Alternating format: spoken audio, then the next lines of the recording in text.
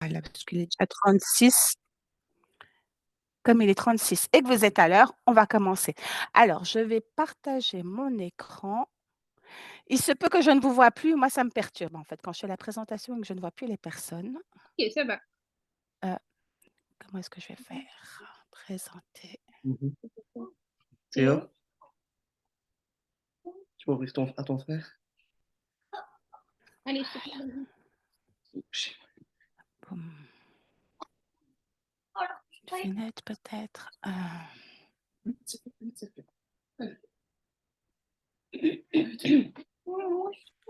Non, ouvre, va chercher ton frère, s'il te plaît. Voilà. Est-ce que vous voyez mon écran? Oui, OK. Alors, le but de la conférence aujourd'hui, malgré le titre assez interpellant «Pourquoi, l'école n'aide pas mon enfant à réussir?», je l'ai, entendu en fait d'un papa qui, venait en coaching, pour me parler de son enfant et il était vraiment face à une situation d'impuissance. Donc j'ai repris cette phrase qui m'avait interpellée. L'idée n'est absolument pas de critiquer l'école et les établissements scolaires, mais bon, on va pas se mentir, il y a quand même des lacunes et en tant que parent, parfois, on est totalement dépourvu, face à cela. Donc au niveau de la présentation, bah, je veux déjà vous dire un grand merci d'être là, ce 1er novembre, lendemain d'Halloween. Je vous souhaite la bienvenue et merci encore.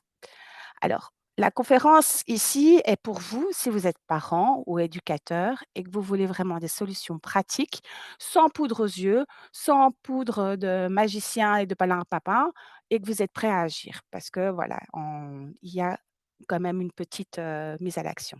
Alors au niveau du déroulement, j'ai prévu 30 minutes, mais ça c'était avant de rajouter des slides à la dernière minute, mais je ferai de mon mieux pour que ce ne soit pas trop long et surtout qu'on consacre un temps aux questions-réponses, qui sont, les plus importants et à la fin de la présentation, j'aurai une offre à vous faire si vous êtes intéressé et si vous n'êtes pas intéressé, ben, on peut en rester là. Voilà. Est-ce que vous êtes d'accord? Vous pouvez oui. écrire oui, merci. Alors je vais me présenter. Donc je suis Hélène Adéoba, j'ai 40 ans et je suis professeure de français de formation et bibliothécaire documentaliste. Là, je ne l'ai pas mis. Je n'ai pas travaillé comme enseignante, je vais vous expliquer pourquoi dans un instant, mais j'ai toujours gardé un pied dans l'éducation et moi, ce que je préférais finalement, au lieu d'être face à une classe de 25 enfants et d'être un peu submergée par les demandes, voilà, j'ai fait le choix de travailler dans l'administration fédérale, mais d'être toujours, au service des enfants en étant bénévole dans des écoles de devoirs et en donnant des cours particuliers. En français, mais plutôt français langue étrangère, donc pas des enfants non francophones, ou des enfants qui avaient des troubles d'apprentissage, mais à l'époque, je ne me rendais pas compte qu'ils avaient cette casquette-là parce que j'étais jeune étudiante et qu'on n'en parlait pas et je suis, maman de 3 enfants de 6 ans, 4 ans et demi et presque 2 ans dans 2 mois et j'ai découvert moi-même que j'avais un trouble de l'attention à 38 ans et mon rapport à l'école, était assez, amour-haine et étonnamment, j'ai voulu devenir professeure, dans le sens que quand j'étais petite, on disait de moi que j'étais quelqu'un de une petite fille très rêveuse, très distraite, vraiment dans la lune, mais très curieuse et ça, les professeurs ne comprenaient pas comment une petite fille aussi curieuse que moi pouvait avoir de si mauvais résultats à l'école. Et moi, je sais pourquoi. Tout simplement parce qu'on ne me présentait pas le sens et on ne me disait pas le pourquoi et je ne voyais pas le sens, donc je ne voyais pas l'intérêt de faire des efforts. Mais comme au cours de mes études, j'ai accroché avec, 2 matières principales, bah, le français et le latin et le grec, il faut le faire, hein. J'ai décidé de poursuivre cette voie-là et de me consacrer à ce genre d'études. Mais comme débouché, bah, à part enseignante ou, être traductrice de romans en latin, bah, il y a pas beaucoup de débouchés. Et que j'ai constaté que l'enseignement tel qu'il est, en tout cas en région à Bruxelles surtout, ne me correspondait pas à mon tempérament, à mon caractère. J'ai préféré, bah, me tourner vers l'administration fédérale. Mais ça me manquait d'être utile. Donc c'est pour ça que j'ai décidé d'être être bénévole dans des écoles de devoirs pendant plus de 5 ans et quand j'étais, en école de devoirs, j'ai eu souvent face à moi des enfants, dont les parents ne pouvaient pas les aider parce qu'ils étaient non francophones ou des parents qui étaient complètement dépassés par rapport à l'enseignement. Ils ne savaient plus quoi faire, comment aider leurs enfants et ils faisaient appel à moi pour un peu, aider leur enfant et moi, à un moment donné, j'étais moi-même bloquée parce que la matière était connue. Ils avaient la base, mais en fait, les enfants doutaient d'eux et c'est comme ça que, en cherchant une solution pour les accompagner, j'ai voulu et j'ai trouvé que le coaching scolaire répondait vraiment bien à cette, problématique et puis après le confinement, de nouveau, grosse perte de sens et de remise en question et j'avais beaucoup d'enfants autour de moi qui avaient, encore perdu encore plus de motivation et de sens dans l'école et même des adultes parce que moi-même, en fait, j'étais en grosse remise en question et je me suis rapprochée, du coaching de vie qui est en fait la maison mère, si je puis dire, du coaching et après on a des coach on peut se spécialiser en scolaire, en nutrition, enfin voilà, mais ça c'est, mais la profession de coach à la base et je me suis dit: «Mais là, on va comprendre les mécanismes derrière la motivation, comment créer des habitudes, comment créer des routines» et c'est ce que je n'avais pas dans la partie coach scolaire. Elle n'est pas abordée, donc c'était en complémentaire et comme bibliothécaire, j'aime lire et que je suis très curieuse et que j'aime toujours savoir pourquoi, je me suis même formée aux neurosciences parce que c'est pas tout de savoir pourquoi. Je voulais comprendre les mécanismes dans le cerveau qui empêchent ou qui créent ces blocages chez les enfants et chez les adultes et comment on fonctionne et en fait exactement ce que ça implique d'avoir un trouble de l'attention. Parce que c'est beau de dire: «Oui, on est impulsif, oui, on n'est pas attentif, on n'arrive pas à se concentrer», mais pourquoi en fait? D'où ça vient? Et alors, les neurosciences, répondent vraiment à cette question-là. Est-ce que vous voyez bien l'écran bouger? Parce que comme je suis sur une autre version, Oui, oui, si, ça va, c'est bon. ça va? D'accord, merci. Donc le titre de la conférence aujourd'hui, «Pourquoi l'école n'aide pas mon enfant à réussir?» C'est vient donc de la conversation que j'ai eue avec ce papa, quand on avait fait un entretien de coaching et donc après avoir réfléchi à la question, j'ai trouvé les 3 raisons principales de l'échec scolaire. Alors c'est très schématisé, il y a toujours des nuances à faire, mais les 3 raisons principales, c'est que la première, ce sont viennent déjà de la base, les missions et le rôle de l'école. L'école telle que nous la connaissons maintenant, est héritée du 19e siècle. Alors, je ne vais pas vous faire un cours d'histoire, mais c'est pour vous remettre les choses en perspective. L'école du 19e siècle avait pour but simplement que les enfants des ouvriers ou des classes moins privilégiées aient ce qu'on appelle l'instruction de base. Donc, c'est savoir lire, écrire et calculer. Point. Et ça s'arrêtait là. On n'en voulait pas en faire des personnes trop cultivées parce que ça pouvait remettre en question la société. Donc ça, c'est la mission première. Donc l'école est là pour instruire. La deuxième mission de l'école, c'est qu'en même temps, la société ayant évolué, ces missions sont un peu élargies, mais on est toujours dans ce rôle de transmission et de savoir. Elle ne permet pas non elle permettait une certaine ascension sociale, mais elle n'est pas faite pour tous. Donc ceux qui ne rentraient pas, dans ce moule, étaient un peu mis sur le côté. Donc on ni vu ni connu, on s'en occupait pas, avec les souffrances que ça implique évidemment. Et nous sommes en fait les héritiers de ce système. Alors on a mis en place des classes différenciées, des classes passerelles, mais par rapport au nombre de difficultés qu'ont les enfants, elles ne sont pas suffisantes pour pouvoir aider tous les enfants. Et c'est pour ça que j'arrive alors au deuxième point, c'est que l'école en fait n'est pas prévue pour faire travailler de manière individualisée et personnalisée. Et c'est ce qu'il faut en fait pour chaque enfant, parce que chaque enfant est différent, mais vous vous doutez bien qu'un enseignant face à 25 ne peut pas prendre 3 heures avec chaque enfant et c'est bien dommage. Il faudrait presque 2 ou 3 enseignants par classe quand ils sont un groupe de 25 pour que, ils puissent travailler en petits groupes, qu'on puisse avancer à leur propre rythme. En sachant que les enfants, certains sont nés en septembre, d'autres au mois de mai, mais sont dans la même année, au niveau de leur, capacité d'apprentissage, ils ne sont pas au même moment. Mais on fait tout pour que les matières soient vues en même temps. Donc déjà, ça pose un petit souci. La bonne nouvelle dans tout ça, c'est que même si les apprentissages sont vus en même temps, en réalité, tout au long de la scolarité, ce sont toujours les mêmes matières qui sont vues. Donc en français, en mathématiques ou en histoire plutôt dans les matières de base. Ces matières sont simplement à chaque fois, placées dans un contexte un peu plus difficile. Donc on voit souvent le présent, le passé, le futur en français. C'est simplement, par exemple, la phrase qui change, elle se complexifie. Donc, c'est d'abord la phrase de base, donc sujet, verbe, complément. Puis, on va commencer à rajouter les compléments, ce qu'on appelle maintenant, enfin, ce qu'on appelait avant les compléments circonstanciels ou compléments de la phrase. Et dans les compléments de la phrase, on va rajouter après les compléments du verbe. Donc, vous voyez, c'est la phrase qui devient plus complète, plus complexe. Mais la base reste la même. Mais parfois, les enfants ne s'en rendent pas compte. Donc, déjà là, il faudrait peut-être travailler cette notion bah, de base. C'est en fait, tu fais la même chose chaque année, c'est juste que comme tu grandis, tu as de plus de capacités. Donc on va un peu aller plus loin et un peu pousser plus dans l'apprentissage. Donc ça, c'est l'école. Elle n'est pas prévue pour individualiser et personnaliser.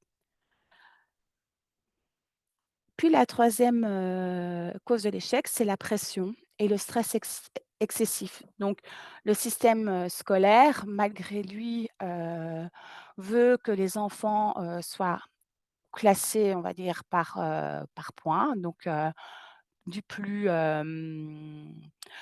enfin, celui qui a les points plus élevés, donc 10/20, 9/20, 8/20, mais ça crée une compétition et donc parfois, ces points qui sont là juste un indicateur du savoir deviennent presque la valeur de l'enfant.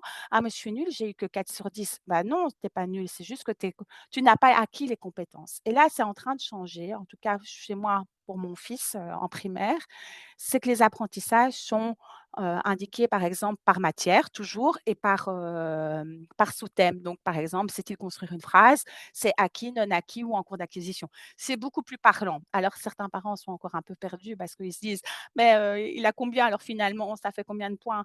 Mais le but, c'est qu'à la fin de l'année ou du cycle, parce qu'on travaille même par cycle de 2 ans, c'est que tout soit acquis et voilà, la valeur de l'enfant n'est plus reliée à des points, mais ça peut être un peu, perturbant et l'histoire de ces points, bah, on fait en sorte que beaucoup de personnes, bah, ça détruit un peu la confiance en soi et les enfants sont aussi un peu trop guidés, trop cadrés.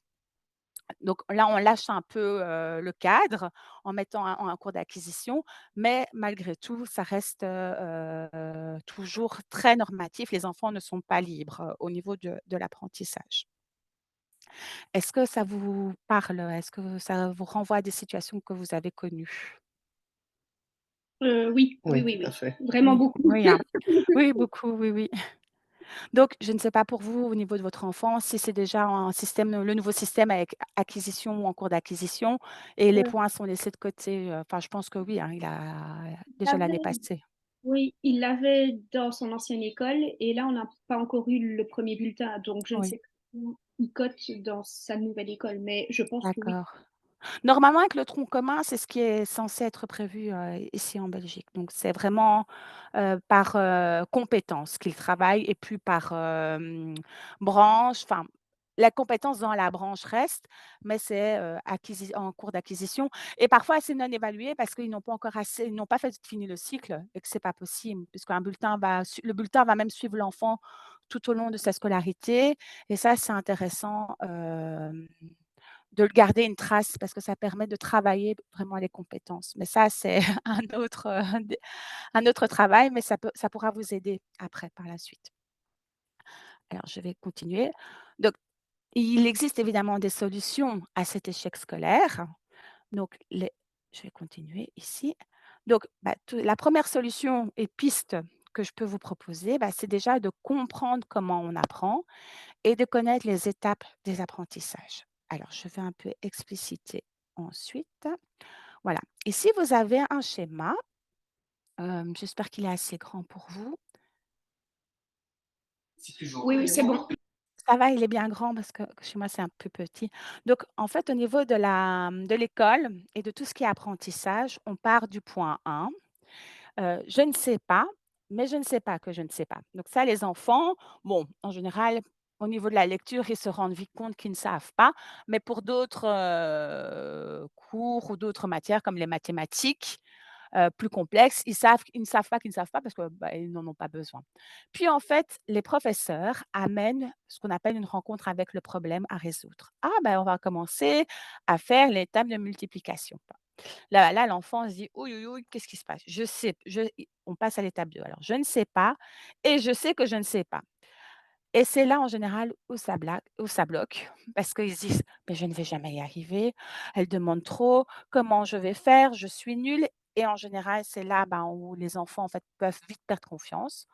En tant que coach et parent, nous, on veut que votre enfant arrive à «je sais que je sais». Bah, comme on passe de l'étape 2 à 3, bah, là, après, je vais vous proposer, des solutions. Et puis après, l'étape 3, c'est «je sais que je ne sais plus que je sais» et là, c'est ce qu'on appelle, bah, l'habitude, la routine. Donc savoir lire couramment, sans commencer à dire: «Ah oui, mais ça, c'est la lettre A, ça, c'est la lettre F, ça, c'est B, je le prononce B».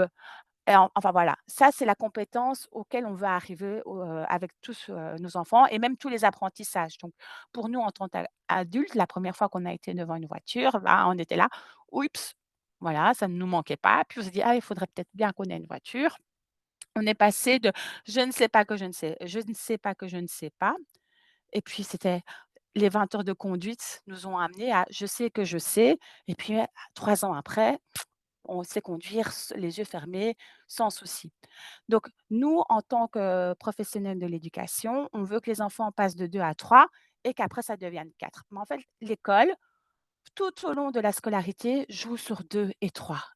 Et sur 6 ans de primaire, on peut dire que ça peut être très fatigant pour les enfants parce qu'ils sont toujours face à un nouveau problème et ils se disent: «Ah mais non, mais j'y arrive pas, je me sens nul» et voilà et c'est une sorte de cercle vicieux. Donc faire travailler ces 2 compétences-là va aider l'enfant à sortir de: «Je ne me sens pas capable» à: «Bah, oui, pour le moment, je sais que je ne sais pas, mais j'ai en moi toutes les ressources et j'ai suffisamment confiance en moi pour savoir que je vais y arriver». Voilà, c'est ce qu'on veut pour, nos enfants. Alors pour passer de l'étape 2 à 3, ben, on doit déjà connaître notre profil d'apprentissage. Donc je l'ai, séparé en 2 parties. Donc un, le profil de compréhension. Ça, c'est comment nous recevons et traitons l'information. Donc quand elle nous est de communiquer, soit par les sens, pardon. Ici, j'ai trouvé que 2 pictogrammes, mais il en manque un troisième. Donc soit on a un profil plutôt visuel, donc on voit, on se souvient, de l'information, par exemple, quand elle est notée au tableau ou quand on fait nous-mêmes une feuille récapitulative ou comment c'était écrit, dans l'espace. On a le deuxième sens qui est auditif, donc le profil, quand on entend. L'école primaire et tout l'enseignement joue principalement sur ces 2 canaux-là. Donc visuel, en écrivant avec les feuilles et auditif parce que le professeur parle. Mais il y en a un troisième et ce troisième profil correspond parfois, la plupart du temps, aux enfants de type, TDA, donc qui ont des troubles d'apprentissage, c'est un profil kinesthésique. Le profil kinesthésique, c'est celui où on apprend par, le bouger, mais surtout par l'émotion. Et malheureusement, j'ai pas trouvé de dessin, peut-être que je dois un peu mieux chercher. Donc c'est comprendre le pourquoi et le sens et c'est ça qui va faire que les enfants vont alors pouvoir dépasser certains blocages pour arriver au deuxième sous-profil, c'est pourquoi nous apprenons et la motivation. Et ça, l'école ne travaille absolument pas ou très peu sur ce profil motivationnel. C'est quelle est l'utilité? Est-ce que ça va me servir dans la vie? Vais-je apprendre? Est-ce que cela va nourrir ma curiosité d'esprit? Avec qui? Parce que ça, c'est très important, le «avec qui» pour les enfants, parce que s'ils n'aiment pas leur professeur, ils vont faire aucun effort. Et voilà, la phrase suivante, c'est: «Vais-je apprécier mon interlocuteur?» Où ça se situe? À quelle étape de la formation cela correspond? Qu'est-ce que ça va m'apporter? Bah, travailler sur la motivation va montrer aux enfants que, bah, là, on est en train de construire la base de ton mur du savoir, mais pour arriver plus loin, bah, il faut commencer à rajouter des petites briques. Bah, ces petites briques, c'est lui dire, bah, en fait, si tu connais l'étape de multiplication, ça va t'aider, non pas qu'à aller faire des courses, mais si tu veux un jour, construire, un mur pour ta maison, ben, il faut quand même savoir un peu calculer, quoi. Enfin, Là, je schématise, beaucoup, mais c'est toujours expliquer le pourquoi et à quoi ça va servir et le fait de savoir à quoi ça va servir plus tard, ça donne l'intérêt et ça permet de mieux mémoriser l'information parce que sinon on a un peu: «Ah d'accord, tu me dis ça comme info, bah, c'est gentil» et on prend, puis après on oublie aussi vite. On ne veut pas que les enfants oublient parce qu'à l'école, on travaille, grâce attendez, ah pardon, je l'ai pas mis, mais on fonctionne un peu avec une éponge magique comme ça à l'école. Parce que, c'est une autre collègue coach qui utilise ça comme expression et je trouvais ça très, très vrai.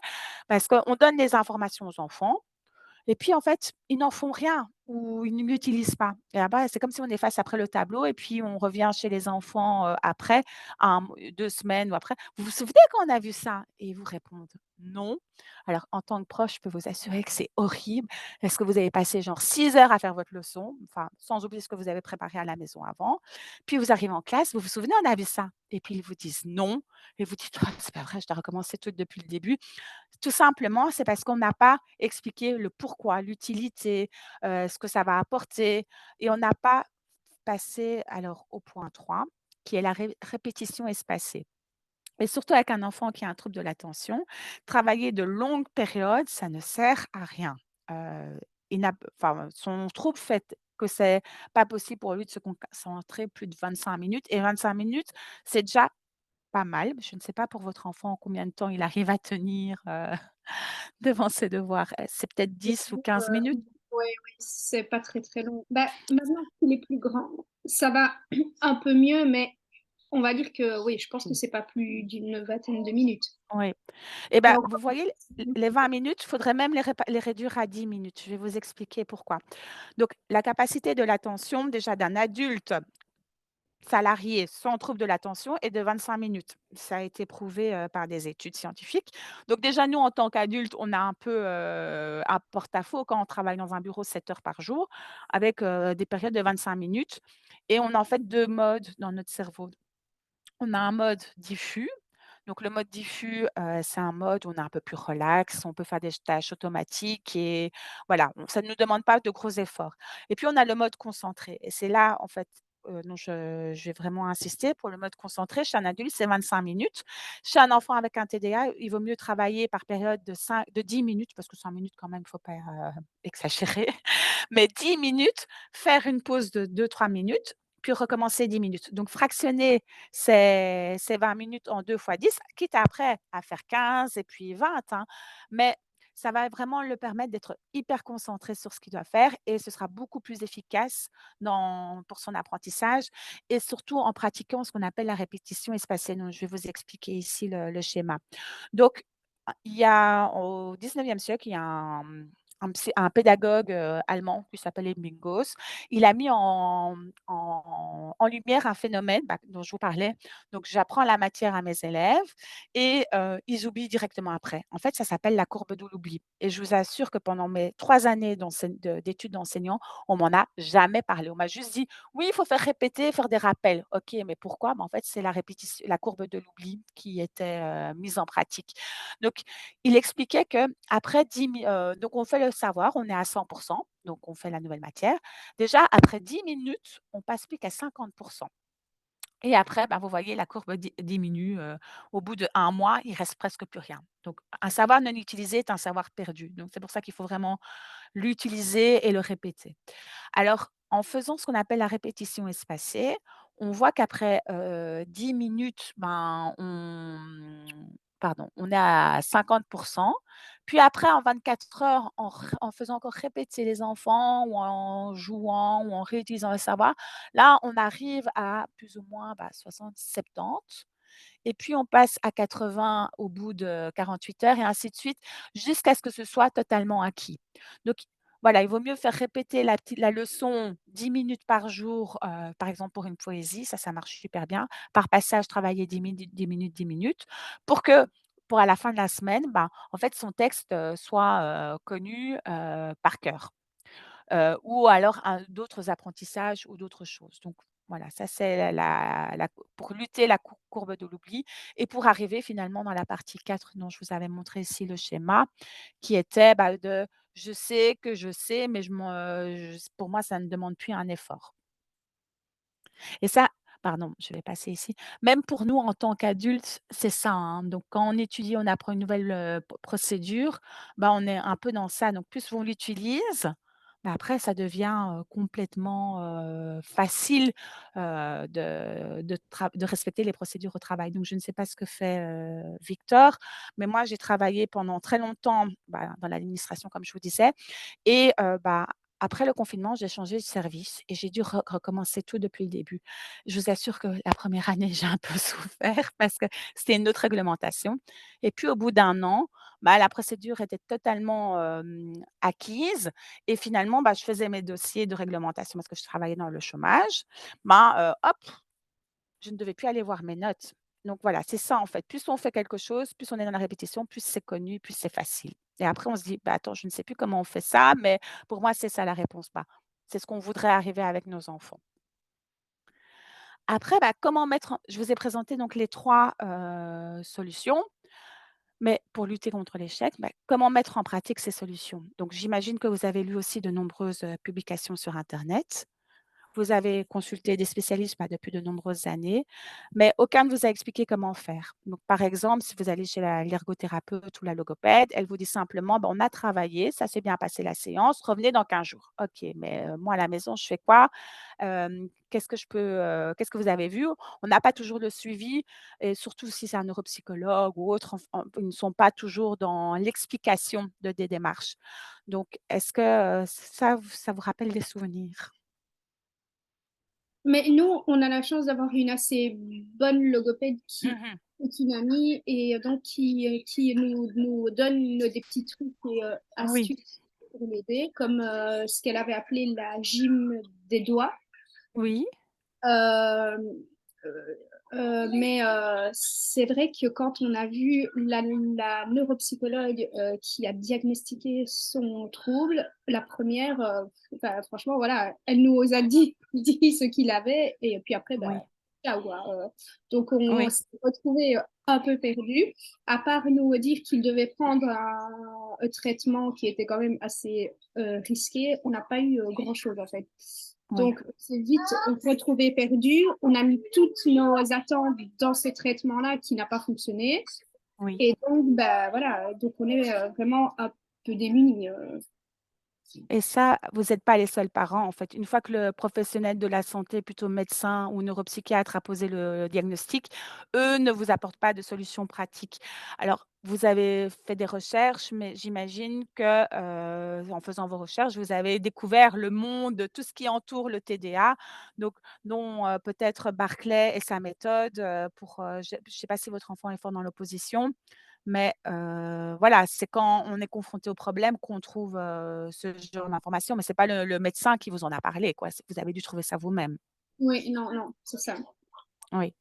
Mais ça, c'est tr en fait, dans la formation, ben, des psychiatres, ben, on ne parle pas de ça parce qu'eux, ils sont plutôt, côté médical de la chose. Ils ne sont pas dans la vie quotidienne. Donc c'est plus les psychologies le travail des comportementalistes et des psychologues. C'est pour ça que c'est idéal que dans des centres qui diagnostiquent, qui sont un pluridisciplinaires et qu'il y ait une prise en charge qui soit faite. Alors en, province de Liège, je ne sais plus comment ça fonctionne, mais je me souviens que, dans le Brabant wallon, il y a une clinique qui était spécialisée dans le trouble de l'attention pour les enfants et eux, ils travaillent en équipe pluridisciplinaire. Mais c'est une équipe, c'est un centre pour toute la Belgique francophone. Alors je vous parle même pas de la France, c'est encore, plus catastrophique et même ce centre, bah, ils ont décidé d'arrêter d'aider les adultes parce que, ils n'avaient pas les moyens, ni autres. Donc il y a un manque, de moyens de formation. Comme moi-même, je vous expliquais en tant quand je faisais mes études d'enseignante, on nous a jamais parlé des troubles des apprentissages, jamais. On nous a juste dit: «Oui, il y a des enfants qui ont une dyslexie». Heu, Trouble de l'attention, je me souviens vraiment pas d'en avoir entendu feu. Non, il est juste un peu agité, il est un peu nerveux. OK, mais en fait non, il y a un truc, derrière, c'est pas voilà, même dans notre formation d'enseignant, on n'est pas du tout, préparé à ça dans nos classes, sachant qu'en statistique, au moins un enfant sur 5 a un trouble de l'attention. Donc dans une classe de 25, vous imaginez quoi, ce que ça peut, donner. Ou un enfant sur 7 a des troubles 10. Donc au niveau, de la classe, quand je disais, elle n'est pas prévue pour personnaliser, individualiser, ben, le système scolaire, laisse les enfants, se débrouiller et surtout les parents porter cette responsabilité. Parce que non, c'est à vous de trouver les solutions et pas l'école. Donc malheureusement, c'est d'où en fait le stress excessif, on arrive à l'échec parce que c'est trop, on n'a pas les outils ni l'information quoi pour ça. Alors voilà, vous revoyez mon écran, donc j'imagine que vous voulez que votre enfant, en tout cas, lui n'a pas perdu le goût d'apprendre, mais surtout que la scolarité soit beaucoup plus facile et agréable et mettre en place les bonnes choses dès maintenant, pour qu'il ait un avenir, le plus serein possible et qu'au niveau de votre dynamique familiale aussi, l'école ne soit plus j'ai fait une petite faute, ne soit pas une source de souffrance. Il y a moyen de tout mettre en place maintenant. Donc moi, j'aimerais vous projeter dans 6 mois que, l'école, qu'au niveau de l'école, les devoirs, et la mémorisation, ce soit facile, que vous soyez serein, que le moment des devoirs ne soit plus, une course et que ce soit même un plaisir et que même que votre enfant arrive à travailler tout seul. Que vous, quand vous êtes convoqué aux réunions parents-prof, vous ne devez plus réexpliquer, 36 000 fois, son histoire, ses difficultés, mais que votre enfant, en fait, il arrive tout seul et que finalement, c'est même anecdotique et que le prof vous dit: «Ah, il a vraiment un trouble de l'attention?» En classe, ça se passe super bien, il y arrive.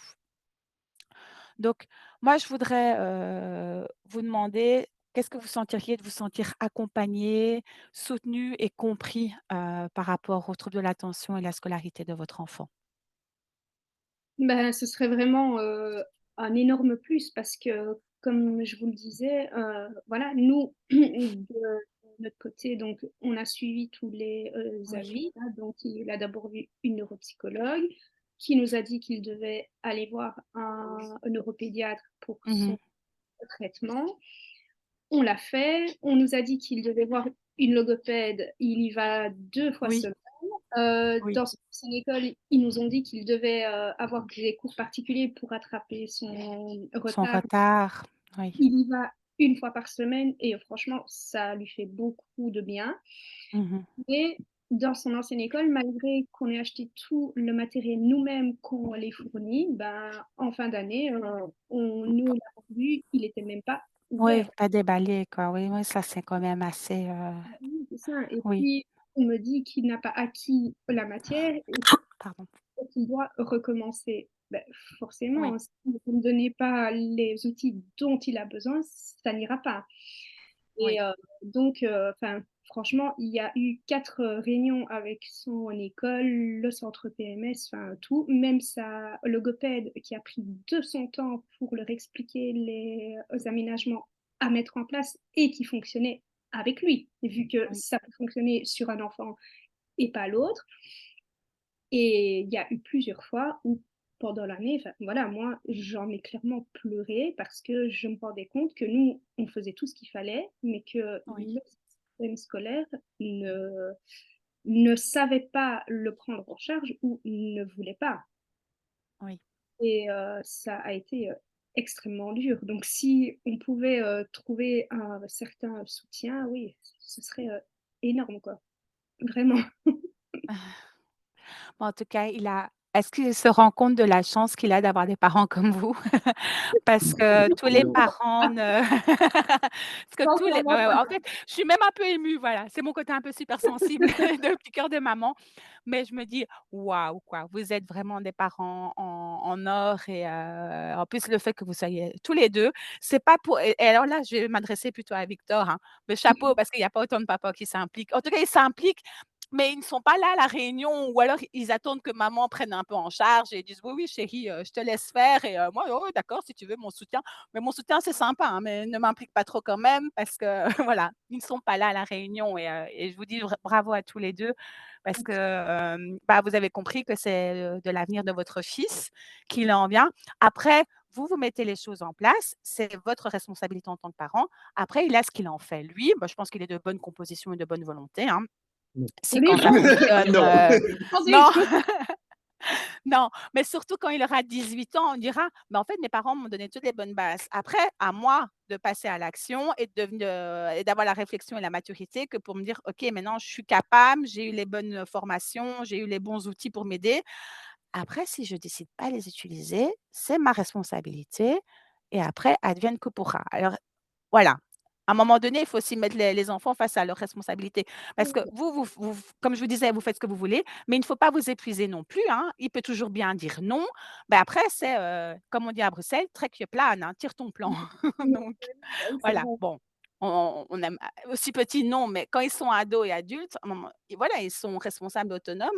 Si on les élève pour que justement ils arrivent à 18 ans et qu'ils puissent prenne faire des choix et des décisions, même si on les prépare avant, vous ne pouvez pas le forcer. Donc moi, ce que je vais revenir à la présentation, c'est, ben, vous parler, bah, de vous aider à vous sentir, bah, outillé efficacement pour accompagner votre enfant, bah, comme, Prisca, tu me l'as dit et aussi, pardon, bah, de jou que je peux moi jouer un rôle déterminant dans la scolarité de votre enfant et vous accompagner en fait tous les 2, tous les 4, ou tous les 3 parce que je ne sais pas si, il a un petit frère et une petite sœur, c'est de trouver un apaisement familial pour que vous puissiez aider bah, j'en ai fait des fautes, votre enfant, sereinement à réussir et voilà. Si on ne vous montre pas et on ne vous dit pas comment faire, ben, vous ne pouvez pas le deviner. Vous pouvez trouver des informations, mais l'intérêt de travailler avec un coach ou en tout cas un professionnel de l'éducation, c'est de prendre un raccourci et pas d'attendre,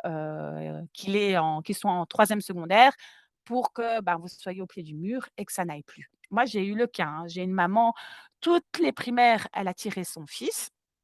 Elle l'a aidé, ils ont passé 3 heures à faire les devoirs. Bah, cette année, bah, je vais vous donner son nom, c'est Théo parce que mon fils s'appelle Théodore. Théo est vient chez moi en coaching là depuis, oui, il faut le faire, hein, depuis, 1 mois parce que sa maman est épuisée. Mais vous imaginez quoi, de 7 ans à il en a 14, ce que ça a pu être comme galère pour les parents. Donc voilà, plus on prend les choses tôt, plus on évite ça. Alors c'est peut-être on va travailler ensemble, par exemple, si vous voulez qu'on travaille ensemble, je vous expliquerai en détail pendant 6 mois. Ça demandera un investissement en temps, parce qu'en fait, financièrement, voilà, je pense que mon programme est OK, mais c'est surtout votre temps. Mais je pense que vous travaillez déjà beaucoup et vous en faites déjà beaucoup. Donc un peu plus, un peu moins pour vous laisser un peu plus tranquille après par la suite. Bah, voilà, vous êtes prêt à sauter le pas, de continuer ainsi et pour aider votre enfant. Donc, bah, j'imagine, là, je reprends ma présentation, bah, c'est que si vous participez à la conférence, ben, comme Prisca me l'a dit, c'est que vous voulez que votre enfant soit épanoui dans sa vie de tous les jours, ne plus passer des nuits à ne pas dormir et à vous demander ce qu'il va devenir et je crois sincèrement que vous méritez de vivre une vie en utilisant, bah, ce raccourci et de retrouver une sérénité et que l'école ne soit pas un poison, ça ne devrait pas l'être en fait. L'école devrait vous aider à ce que votre enfant soit heureux, souriant et que ce soit pas un parcours du combattant. Ce n'est pas normal que ce soit comme ça. Alors ici, ben, je mettais une petite flèche pour dire que vous avez 2 solutions. Bah, soit on arrête là ou puis alors vous venez me rejoindre dans le programme. Je l'ai appelé, bah, «Deviens le coach de ton enfant», mais c'est ce que vous êtes déjà, hein, parce que, ben, en l'accompagnant dans sa scolarité, c'est apprendre à faire en sorte que l'école et l'éducation et l'apprentissage soient faciles. Mais en fait, il y a des vraies méthodes à faire et on essaye ce qu'on connaît et ce qui fonctionnait pour nous, mais ça ne fonctionne pas avec un enfant qui a des troubles d'apprentissage. Il y a vraiment des techniques précises et c'est simplement, bah, des solutions sur mesure parce que parfois il y a c'est comme, la logopède avait expliqué, bah, il y a des choses qui fonctionnent et d'autres qui ne fonctionnent pas. Vous voulez vraiment que votre enfant, ben, une transformation durable et bah, ça, je suis convaincue que vous croyez vraiment au potentiel de votre enfant. Je ne devrais même pas le mettre, mais parfois, voilà, un bon rappel, ça fait du bien. Donc ce n'est pas pour vous, mais ça, je vais la passer. Mais alors, voilà, moi, je vais vous proposer cette solution-là.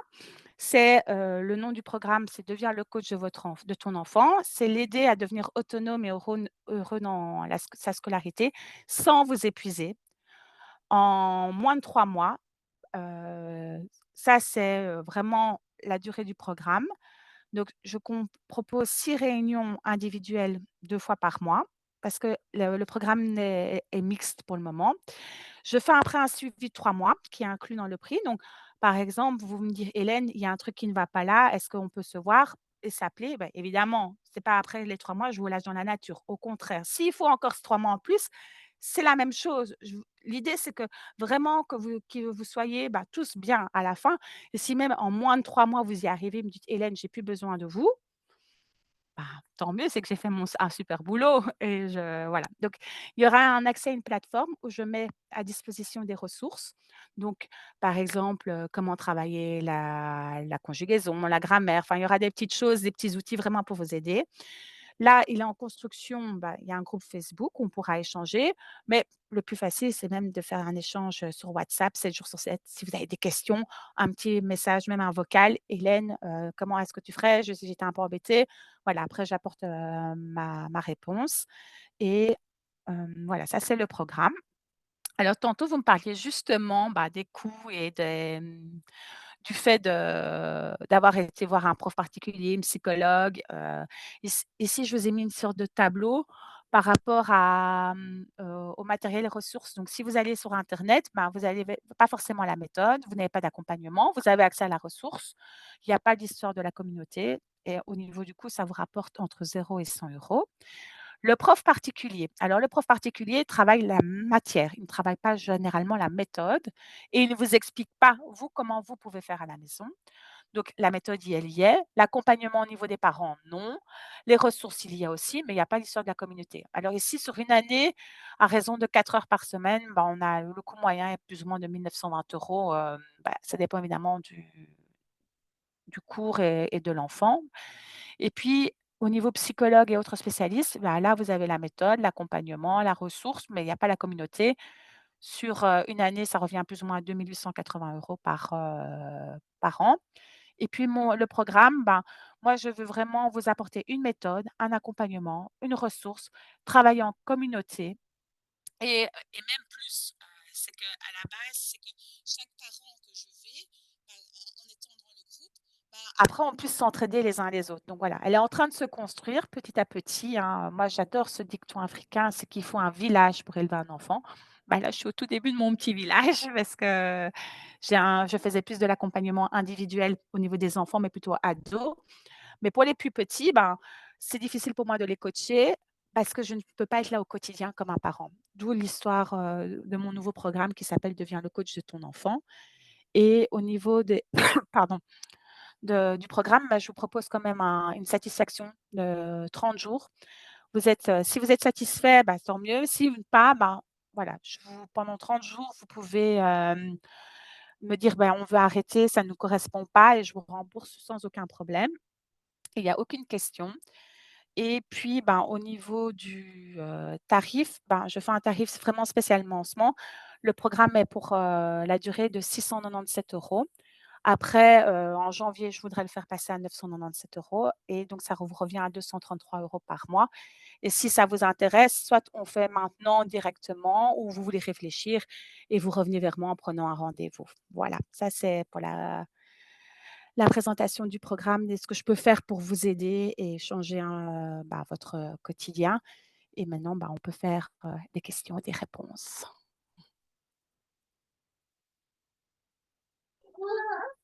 Voilà.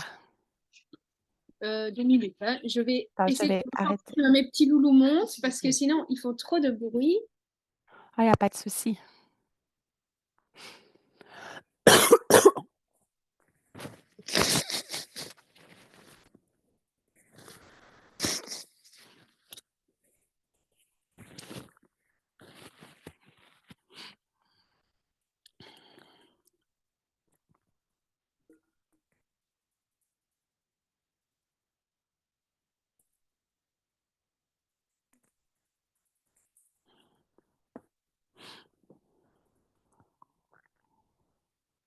Donc, au niveau des questions-réponses, ben, voilà, nous, en fait, son institutrice actuelle, hein, donc, elle a des soucis dans le sens où, comme Théo vient d'une école où ça s'est très mal passé, Oui, même si je pense sincèrement que son institutrice voulait bien faire, hein, mais elle était extrêmement jeune et je pense qu'elle ne savait pas comment prendre en charge Théo. Et donc, elle abandonnait très très vite en fait. Donc, sa confiance en lui a clairement chuté. Oui, Et donc, dans sa nouvelle école, son institutrice donc, me disait avant les congés que quand elle veut le faire travailler, il dit qu'il n'y arrivera pas, qu'il est nul. oui. Donc, c'est extrêmement compliqué. Donc, à force de le stimuler quand elle reste à côté, il finit Mhm. travailler et elle se rend compte que ça se passe très bien. Mais dès Oui, qu'elle s'en va pour aller aider un autre élève, là, c'est la catastrophe. Il ne joue plus, il ne travaille plus, pardon, et il oui, se À jouer jouer, avec tout. en fait. Et oui, donc, nous, on voulait savoir bah, comment est-ce qu'on pouvait le rendre peut-être un peu plus autonome pour qu'il finisse par travailler tout seul. Même oui, si je pense que on doit peut-être d'abord remonter sa confiance en lui pour y arriver. Et c'est ce que sa maîtresse essaie de faire, vu qu'elle dit que ce n'est pas le seul élève qui a un trouble dans sa classe et qui oui, provient d'une école où ça n'allait pas.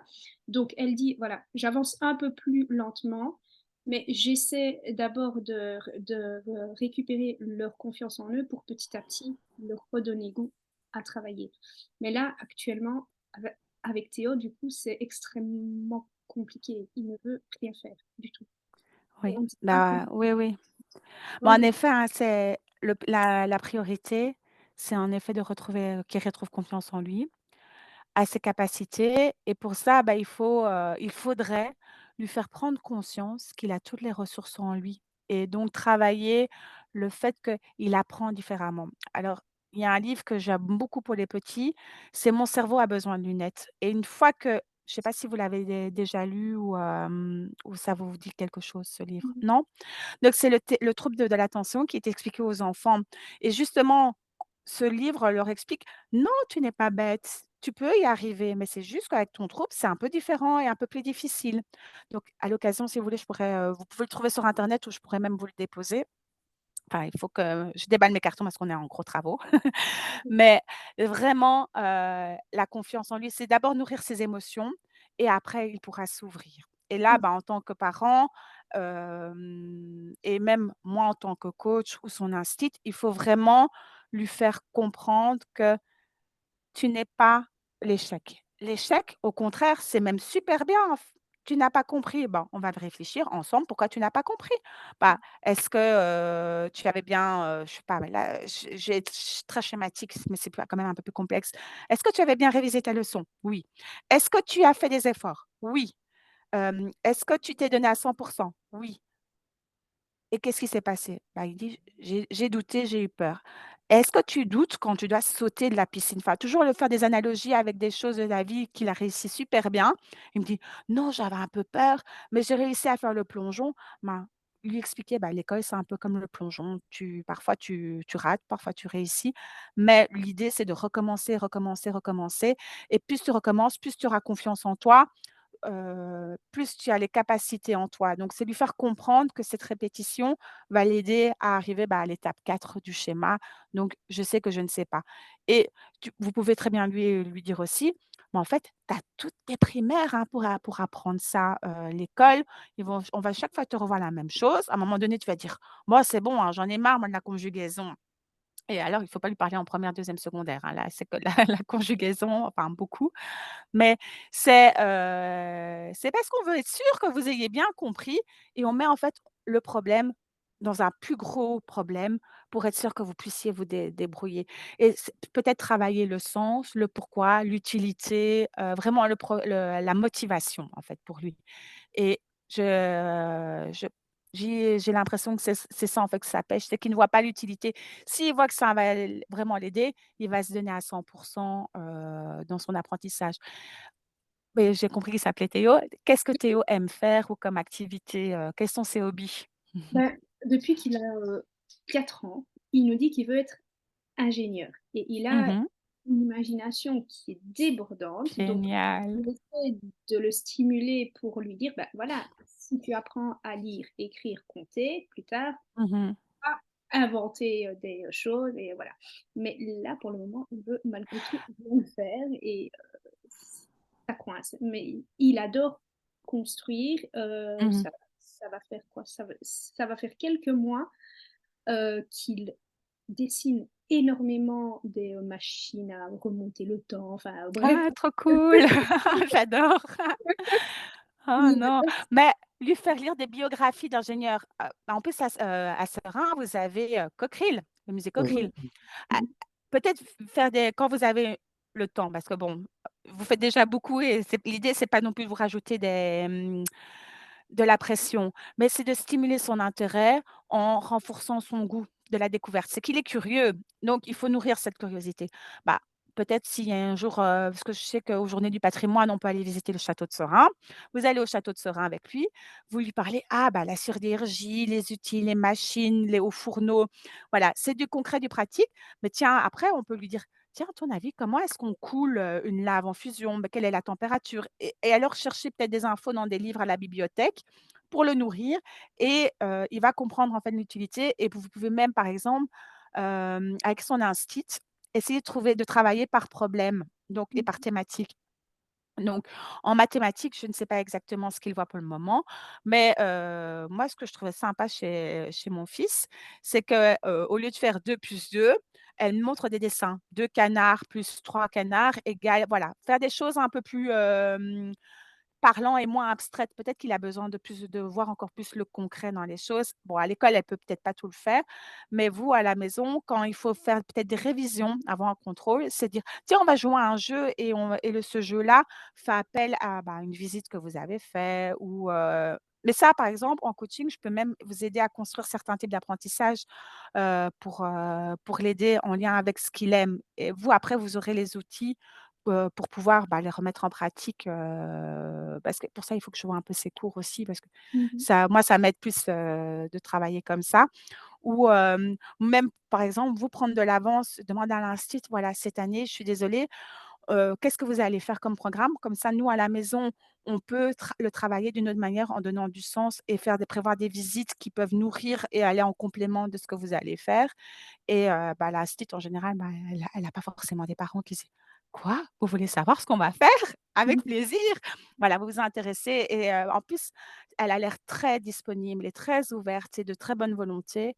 Donc vraiment, bah, travailler à 3 même, avec elle et même si on travaille ensemble, à 4, moi, il y a aucun souci, je serais même ravie, de la rencontrer et pour compléter, son travail et vous donner d'autres pistes pour Mmh. ça. Mais voilà, travailler par curiosité et même par projet, peut-être pour un enfant comme Théo, c'est beaucoup plus, motivant que d'avoir, en fait, c'est le rendre acteur et pas spectateur de l'école et lui, il en a encore plus besoin que, bah, tous les enfants, hein, ils se demandent pourquoi, mais il y en a qui sont super sages, ils ne remettent pas les choses en question et puis Mmh. on a les enfants un peu différents, bah, qui nous fait revoir notre modèle et qui nous fait remettre en question. Alors et après, est-ce qu'on est capable ou pas d'accepter cette remise en question? Bah, ça dépend un peu du professionnel qu'on a en face de nous. Mais voilà, c'est un challenge, mais c'est tellement plus, riche, en fait, finalement, d'être face à à ça et c'est un beau chemin, en fait, qui vous attend. Mais voilà, avec, bah, vous avez déjà eu le plus dur, bah, le meilleur, en fait, reste à venir, hein. Oui, Oui, ça j'en ai totalement conscience. Oui, oui. franchement. Et après lui-même, il pourra toujours aller chercher des infos quand il ne comprend pas. C'est ça, c'est l'idée en fait, c'est d'arriver à le rendre autonome de cette manière-là. Donc on apprend que ce qu'on aime bien, parce que notre cerveau est ce qu'on appelle un fainéant cognitif, hein, ce qu'on n'aime pas, ben, c'est un peu la mémoire de l'éponge de la mémoire, hein, dont je vous Mmh. parlais. Donc, savoir pourquoi, ce qu'on aime bien, bah, c'est ce qui nous motive le plus. Donc, à nous parfois de ruser un peu, hein, parce qu'on sinon si on fait ce qu'on aime bien, moi je ne ferais que lire toute la journée. Mais bon, il y a quand même des tâches un peu plus obligatoires qu'on est obligé de faire en tant qu'adulte. Mais voilà, et en fait cette curiosité va faire en sorte que ce sera peut-être le Elon Musk belge, je lui souhaite. S'il peut inventer une machine pour la téléportation, je suis preneuse, hein. Je cherche encore, hein, mais Ouais, j'en aimerais bien voilà. une. Et Oui, oui, puis, oui. le ménage à ma place. Un petit robot, oui, oui, j'aimerais bien. Comme il y a un vieux film comme ça avec Robin Williams que j'aime bien, c'est L'homme bicentenaire. C'est un robot, il est en robot et bah, vous l'avez vu? Moi, la tête de la maman qui dit: «Mais qu'est-ce que je vais faire? Je n'ai plus de ménage à faire», mon rêve, quoi. C'est ça, quoi, exactement. Je Donc comprends. voilà. Si vous voulez est-ce que vous voulez discuter un peu ou vous êtes, partant pour qu'on travaille, ensemble, maintenant ou et je vous envoie alors un lien pour, reprendre rendez-vous, Je réfléchis. Qu'est-ce que tu en penses, toi? Parce qu'en fait, il avait été comment ça s'appelle? Au CVIM, je ne sais pas si vous connaissez, qui est un centre, c'est le centre de valorisation Des intelligences multiples. des intelligences multiples. C'est pas celui qui se trouve, près de la gare, des Guillemins, là, au centre-ville à Liège? Ah oui. Et Ou alors, oui, je vois, au il square, j'ai oublié le nom, mais oui. il avait dû, y aller parce que son neuropédiatre et sa logopède pensaient qu'il était HPI. Donc, Mmh. fait tous les tests sous Rilatine. Il a eu un score de 118. Et donc, le neuropsychologue nous a dit bah, que pour être HPI, il fallait un score de minimum 130. Donc, pour Oui, lui, mais il est quand il... même, plus intelligent que la moyenne, hein. oui, 118, oui, oui, ouais, non, c'est quand même un bon score. Donc ça Mhm. veut dire qu'il peut comprendre vite, mais il faut juste qu'il comprenne l'utilité et après ça va être une fusée, vous ne l'arrêterez plus, quoi. mais ce qu'il y a, c'est que il nous disait que malgré qu'il ait la Rilatine pendant le test, c'était extrêmement compliqué pour lui de se concentrer. Donc, on en a Mmh. fait à son neuropédiatre qui, lui, nous dit non, pour moi, il est HPI, mais c'est Mmh. juste, vu qu'il n'est qu'à 12 points du 130, mais Oui, c'est juste que son trouble de l'attention est tellement présent que oui, ça l'empêche allez, de mettre toutes ses capacités, ses compétences sur le papier, en fait. oui, Et c'est d'autant plus compliqué à cause de son trouble, quoi, parce qu'on sait qu'il a la capacité, oui, et son trouble bah, l'empêche d'être à 100%, quoi. Et c'est tellement frustrant des fois. bien sûr. La bonne nouvelle, c'est que le trouble de l'attention, en tout cas le côté impulsif, diminuera avec les années. Donc Ouais. Ça diminue des- passer ouais, donc ça, on vous l'avait peut-être expliqué, hein, donc Bah, pa soit il nous a dit oui, ça va diminuer, soit ça va rester en fait. Ça va dépendre oui.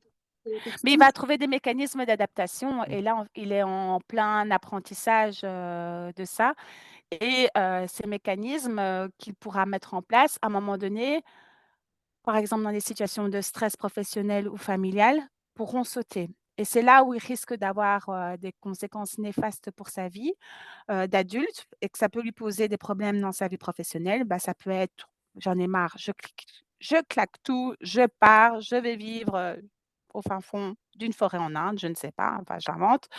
Mais en mettant en place des bonnes barrières aussi au niveau de l'éducation, ça va l'aider en fait à dire: «Ouh là là, moi je suis dans une situation de stress, il faut que j'arrive à me poser». Mais c'est des bonnes habitudes de vie, une bonne hygiène de vie, comme je vous avais parlé des habiletés parentales, en Barclay, on parle de mettre un cadre, comment gérer les troubles de l'opposition, bah, voilà. Ça va l'aider dans sa petite enfance à devenir en fait un adulte qui a un trouble de l'attention. Il sera toujours présent, mais je sais ce que je dois faire pour ne plus en subir les conséquences, quoi. Et surtout qu'il ne se donne pas l'excuse du trouble en disant: «Oui, mais j'ai un TD je suis, TDA», parce que déjà le «je suis», ça ne va pas, c'est «j'ai un trouble de l'attention». Mhm. Parce que c'est pas parce que tu as un trouble que que ça excuse tout. Enfin, il y a voilà, tu peux très bien, dire: «OK, malgré mon trouble, j'ai tendance à avoir ce genre de comportement. Qu'est-ce que je fais pour que ce comportement ne se reproduise plus ou qu'en tout cas, il soit moins pénalisant ou qu'il embête moins les autres?» Et ça, bah, voilà, ça c'est avec le temps, la répétition, encore et encore en me disant: «OK, oui, je vais peut-être arrêter de me balancer sur ma chaise», surtout quand mon voisin me fait 3 fois ça sur le côté, sur le Mmh. coude. Voilà, c'est des petites choses, qui font qu'il va apprendre et après quand il est tout seul, rien ne l'empêche de même mon fils, il adore se balancer, je ne sais pas s'il tient ça de moi, mais c'est horrible, quoi. Il se tape la tête contre le canapé ou contre son mur dans sa chambre. Voilà, il a besoin de bouger et donc dès qu'on peut, on l'envoie jouer dehors. Parce que Mmh. lui, il est pas diagnostiqué, mais à mon avis, il a quand même un peu hérité de sa mère, hein, sur certains points. Mais voilà, non, non et l'opposition, là, je sais à quel point c'est épuisant, mais il y a un cadre à mettre en place, donc aussi, quand vous faites les devoirs, est-ce que vous êtes dans des bonnes conditions et des bonnes dispositions pour les faire à ce moment-là? Parce que vous avez votre travail, le déplacement, les trajets, ça aussi, ça peut jouer sur, C'est l'opposition un de peu Théo, hein. compliqué parce que bah, quand on rentre du travail, il y a quand même son petit frère, qui est là et donc Mmh. lui, il court partout vu qu'il a 3 ans, Oui. qu'il mange et cetera. Donc on voulait lui, faire un bureau dans sa chambre pour que l'un de nous monte faire les devoirs et que l'autre reste pour que le cadre soit déjà plus Oui. calme et qu'il n'ait voilà que ça que ses devoirs sur lesquels se concentrer et qu'il Mmh. n'ait pas de perturbateurs, quoi. Oui. Donc mais voilà, en fait, le neuropsychologue du CVIM nous proposait, un peu comme vous, un accompagnement, Oui. que l'on apprenne à gérer TDAH et TO donc, mais le coût était vraiment, super élevé. Je pense que Oui. pour 1 mois et demi, on en avait pour 1 500 € je pense Oui. et c'était vraiment, très, très, très cher quoi donc Oui. enfin, c'est pas qu'on veut pas, mais il y Non, a non, un bien sûr, mais on peut il y pas a un non plus coût, quoi. Bien voilà, sûr, tout je a déjà comprends. tellement bien augmenté que c'est compliqué. Oh,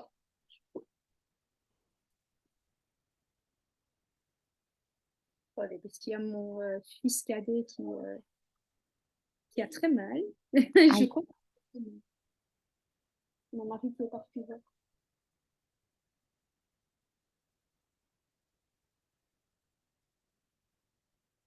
J'espère qu'il y a rien de grave. bah, si vous voulez, on peut arrêter, si vous voulez aller le voir, il y a pas de Oui. souci, hein, mais Je reviendrai vers vous, ça va? Comme d'accord, ça va et je vous envoie là les infos et après, bah, vous me reprenez rendez-vous si, vous voulez qu'on poursuive et surtout, ben, en effet, les habiletés parentales sont intéressantes, mais ça, on peut, l'intégrer évidemment dans le cadre.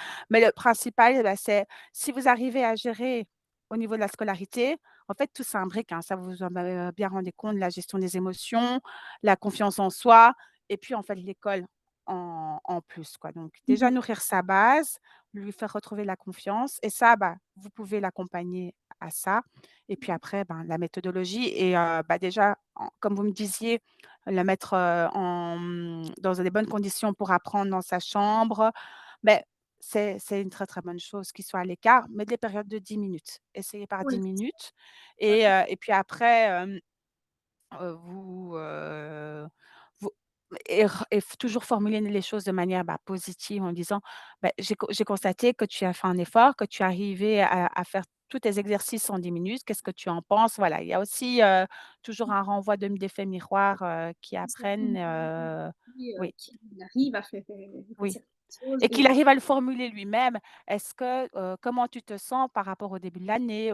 Valider au fur et à mesure aussi du temps, son état et qu'il se rende compte qu'il a changé et que les oui, choses sont plus faciles et ça, ça va, nourrir la confiance. Mais la confiance en soi, elle se construit petit à petit, quoi. C'est comme une plante qu'on arrose, quoi. C'est un mmh, peu tous les jours, tous les jours, tous les jours pour arriver à une belle plante et toujours à renforcer et en tant que parent, avoir cet effet miroir d'éducateur positif en disant: «Mais c'est bien, tu t'es trompé», voir les choses de cette manière-là permet de dire: «OK, j'ai fait une erreur». Parce que si on ne fait pas d'erreur, on n'aurait pas construit les pyramides. Enfin voilà, lui remettre aussi parfois les choses en perspective, ce n'est pas grave, il y a pas mort d'homme. Mais voilà, je vais vous laisser aller le trouver et je vous dis à très, très bientôt. Bah, un tout grand merci pour tout Mais je et vous en prie, hein, bonne journée à tous les 2 merci beaucoup. et un bon jour férié alors. Beaucoup. Au Merci. Au revoir revoir. Prisca, au revoir Victor.